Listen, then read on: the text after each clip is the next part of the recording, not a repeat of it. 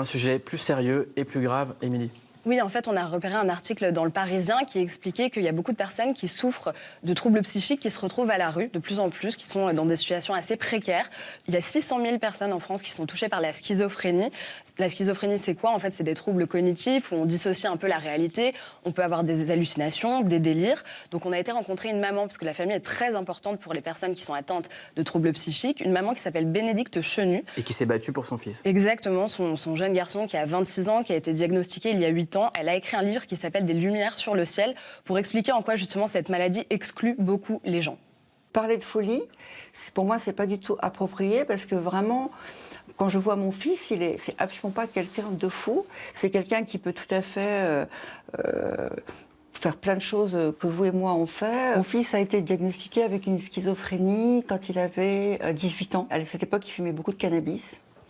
Et je me souviens qu'il commençait à être extrêmement distant, il commençait à perdre beaucoup de poids, à être très fuyant, à avoir un vocabulaire beaucoup plus restreint, à répondre par oui ou par non, à avoir des comportements étranges. Je me souviens que mon fils, il rigolait de façon sans raison apparente, mais en fait, il rigolait de quelque chose. Pour la prise en charge, quand le jeune ne veut pas se soigner, parce qu'il ne se sent pas comme quelqu'un de malade, il faut souvent avoir recours à une HDT, c'est-à-dire une hospitalisation à la demande d'un tiers. Donc c'est le parent qui doit signer ça.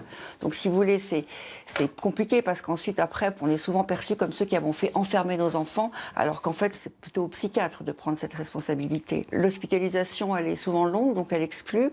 Pendant l'hospitalisation, si on donne trop de médicaments, on ne peut pas avoir accès, ne serait-ce que l'école à l'hôpital. On perd ses amis aussi, on perd quand mon fils est tombé malade, il était scolarisé, il avait toute une bande de copains. La famille, si elle n'est pas outillée pour accueillir son proche avec ses troubles, c'est très difficile en fait. C'est exactement comme si on met un plâtre à une personne, mais on ne lui donne pas de béquille en fait. C'est une maladie aussi qui exclut beaucoup, donc je ne suis pas étonnée de voir des jeunes dans la rue et d'en voir de plus en plus. Donc ces jeunes qu'on croise dans la rue font souvent les allers-retours entre hôpitaux et famille, présents ou pas. Ben voilà, mais s'il n'y a pas de famille, effectivement, ils se retrouvent dans des situations complètement ubuesques, assez précaires. En fait, la raison, c'est très simple, c'est que les hôpitaux psychiatriques sont complètement débordés. Il n'y a pas assez de lits pour le nombre de patients. Du coup, il y a beaucoup d'hôpitaux qui se sont mis en grève au cours de ces derniers mois. Il y a même eu une manifestation la semaine dernière, c'était Place de la République.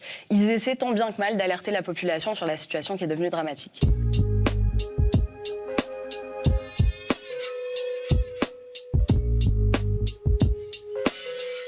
Alors, les problèmes principaux que nous avons dans l'organisation des soins dans le service, c'est le fait que nous avons des patients qui nous sont adressés un petit peu tout le temps, en permanence, jour et nuit, alors que le nombre de lits est limité forcément. On fait le tour des unités pour voir où on en est au niveau des lits. Je suis un petit peu embêtée aujourd'hui parce qu'on a un patient à récupérer qui était en séjour temporaire dans une autre structure qu'on doit récupérer absolument aujourd'hui. Donc pour l'instant, j'ai pas de lit. Du coup, il y a 3 patients au lieu de 2 dans cette chambre. On est en permanence sous tension.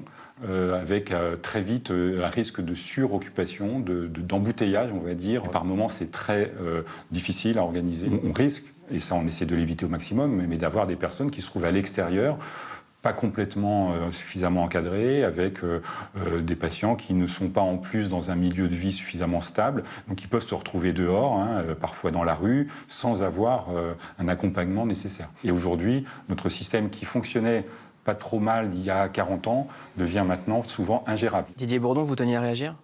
Oui, non, je disais parce que ça me rappelle un très joli téléfilm que j'avais fait pour France 2, où Judith Chemla était remarquable dans le rôle d'une personne comme ça, c'est-à-dire qui faisait un petit séjour dans l'hôpital psychiatrique, puis comme ça allait mieux, et qu'il n'y a pas assez de place, il la ressortent. Et puis j'ai appris pas mal de choses, j'ai déjà un peu le moral à zéro, parce qu'en fait, il y a plusieurs écoles, ils ne savent pas s'il faut prendre trop de médicaments, parce que ça les casse.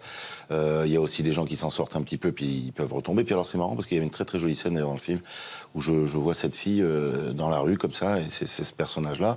Et il faut savoir que dans toutes les villes de France, quand vous voyez des gens comme ça, ce ne sont pas que des clochards, ce sont des gens qui vivent entre hôpital psychiatrique et vie. Alors parfois ils sont rejetés par leur famille aussi. Ça arrive, bien sûr. Ça. Souvent les gens qu'on voit parler tout seul dans la rue, c'est pas marrant, tout simplement. Ah non, c'est pas marrant et on ne sait pas quoi faire parce que C'est un peu entre deux, ils sont pas aliénables à 100%, mais en même temps, ils peuvent se faire du mal à eux. Faire du mal aux autres, pas trop, mais se faire du mal à eux. La vache, c'est triste comme émission, en fait. Non, mais on va on peut reparler. s'en sortir. On peut être stabilisé, on peut s'en sortir. Ça, on Les dit soins, très c'est peu. pas toujours évident. Ça dépend aussi des... Ça prend du temps, mais Il y a c'est 2 possible. écoles, enfin, je sais pas si ça a changé depuis, c'est il y a 4-5 ans, ce truc-là.